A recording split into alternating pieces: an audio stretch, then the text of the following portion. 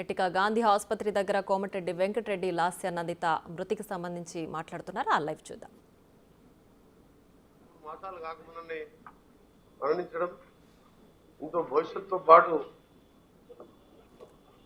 ఎమ్మెల్యేగా గెలిచిన కొన్ని రోజుల్లోనే ప్రజలకు వాళ్ళ తండ్రిలాగానే ప్రజల మధ్యలో సంబంధాలు ఏర్పరచుకొని చూసిన ఏంటంటే రాత్రి గుడికి వెళ్ళి ఇక్కడ పూజలు చేసి వచ్చి ఈరోజు కొన్ని ఇనాగ్రేషన్ కూడా పెట్టుకున్నట్టు అక్కడ స్థానిక కంటోన్మెంట్ ప్రజలు చెప్తున్నారు. ఆమె చనిపోవడం చాలా బాధాకరం. సందర్భంగా భగవంతుని ప్రార్థిస్తూ ఆమెకు శాంతి కలగాలని, ఆ కుటుంబ సభ్యులను కూడా ధైర్యాన్ని ఇవ్వాలని మాకు చెప్పడానికి కూడా మాటలు వస్తలేదు. ఎందుకంటే సాయన్న గారు చనిపోయి మన ఫిబ్రవరి 19కి ఒక సంవత్సరిక కార్యక్రమాలు పూర్తి చేసుకున్నాం. అంటే 4 రోజుల క్రితం. సంవత్సరం తిరగకముందే సంవత్సరం అయిన 4 రోజులకే ఆ కుటుంబంలో మళ్ళా ప్రజలతో ఎన్నికైన ఎమ్మెల్యే సాయన్న కూతురు మరణించడం చాలా బాధాకరం. సాయన్నతో నాకు వ్యక్తిగతంగా గత 15 సంవత్సరాలు ఇద్దరం కలిసి శాసనసభలో ఎమ్మెల్యేగా ఉన్నా, ఏనాడు ఆయన అధికారంలో ఉన్నా ప్రతిపక్షంలో ఉన్నా అందరితో మంచిగా ఉండేవాడు. ఆయనలాగానే తక్కువ సమయంలోనే లాస్య నందిత కూడా అందరితో చురుగ్గా యాక్టివ్గా ప్రతిరోజు అసెంబ్లీలో కనిపించేది. ఇది నిజంగా కూడా ప్రతి ఒక్కరిని దిగ్భ్రాంతికి గురి చేసిన సంఘటన జరిగింది. దాంతోపాటు ఇప్పుడే గౌరవ ముఖ్యమంత్రి గారితో కూడా మాట్లాడి వారు కూడా చీఫ్ సెక్రటరీ గారు ఆదేశాలు ఇవ్వడం జరిగింది. అధికార లాంఛనార్థం కూడా అంత్యక్రియలు చేయాలని చెప్పి గౌరవ ముఖ్యమంత్రి గారు చీఫ్ సెక్రటరీ గారికి నేను కూడా మాట్లాడాను. సీఎం సెక్రటరీ శేషాద్రి గారితో మాట్లాడాను.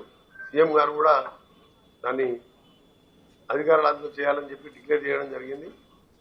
తప్పకుండా ఆ పేరు మీద సాయన్న గారి పేరు మీద ఆ ప్రజలలో వాళ్ళకున్న సంబంధాల మీద తప్పకుండా కంటోన్మెంట్ లో ఆమె ఏదైతే కోరుకున్నదో, ఏదైతే హామీలు ఇచ్చిందో ఆ కార్యక్రమం కూడా పూర్తి చేస్తాం. ఈ సందర్భంగా మరొకసారి ఆమె ఆత్మకు శాంతి కలగాలని భగవంతుని ప్రార్థిస్తున్నాం.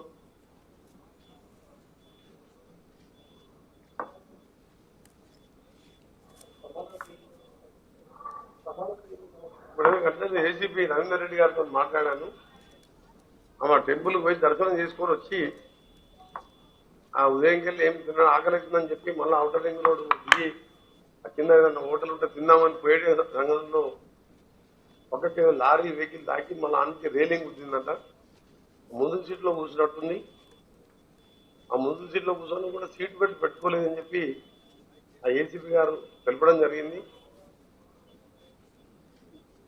మరొకసారి కూడా అందరి ఎమ్మెల్యేలే కాదు, కామన్ ప్రజానికి మొన్న కూడా మా government whip Adluri Laxman Dharmapur MLA almost చనిపోయినట్టు ఇంత గాయాలై దేవుని దేవుల్లో బతికి బయటపడ్డాం. నాకు కూడా ఎన్నోసార్లు 25-30 సంవత్సరాలు ఎమ్మెల్యేగా, ఎంపీగా, మినిస్టర్గా ఎన్నో ఏదో హడావుడిగా పోతుంటాం స్పీడ్గా. తొందర అన్ని ప్రోగ్రామ్స్ అటెండ్ చేయాలని అందరు కూడా విజ్ఞప్తి చేస్తున్నా. సీటు బెల్ట్ పెట్టుకొని స్పీడ్ లిమిట్ కూడా మెయింటైన్ చేసుకుంటూ పోవాలని చెప్పి, ముఖ్యంగా ఈ ఎస్కార్ట్ వాహనాలు కానీ ఎమ్మెల్యేలు కానీ ఏంటంటే అన్ని ప్రోగ్రామ్స్ ఒకటే రోజు ఎక్కువ ప్రోగ్రామ్ పెట్టుకుంటాం, అన్ని అటెండ్ చేయాలని ప్రజలకు మాట ఇచ్చిన వస్తామని చెప్పి ఈ ఊరికి ఆ ఊరికి కొన్ని పెన్నీలని ఇనాగ్రేషన్ ఏది ఉన్నా సరే సీట్ బెల్ట్ తో పాటు స్పీడ్ లిమిట్ కూడా పెట్టుకొని పోతే మంచిదని చెప్పి కూడా అందరికి కూడా విజ్ఞప్తి చేస్తున్నా. మొన్న ఎమ్మెల్యే లక్ష్మణ్ ఏం చేయాలి వారం రోజులకి జరిగింది.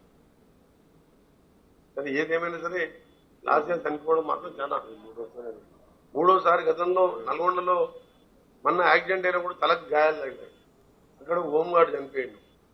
అంతకుముందు లిఫ్ట్ లో ఎమ్మెల్యేగా లిఫ్ట్ లో ఎత్తుపోయి అది కింద పడితే అప్పుడు గాయాలైనాయి. అంటే దేవుడు ఇంత పగబట్టినట్టు తీసుకుంటే అనిపిస్తున్నాడు. మంచి భవిష్యత్తు ఉన్న నాయకురాలు ఈ విధంగా ఒకటే 2 నెలల్లో 3 యాక్సిడెంట్స్ అయ్యి 3వ యాక్సిడెంట్ లో మన నుంచి దూరం కావడం అది మాటల్లో చెప్పలేని బాధ. మా ప్రభుత్వం తరఫున మరొకసారి మా ముఖ్యమంత్రి గారి తరఫున కుటుంబానికి సంతాపం వ్యక్తం చేస్తున్నాం. తప్పకుండా ఆ కుటుంబానికి మేము అండగా ఉంటాం.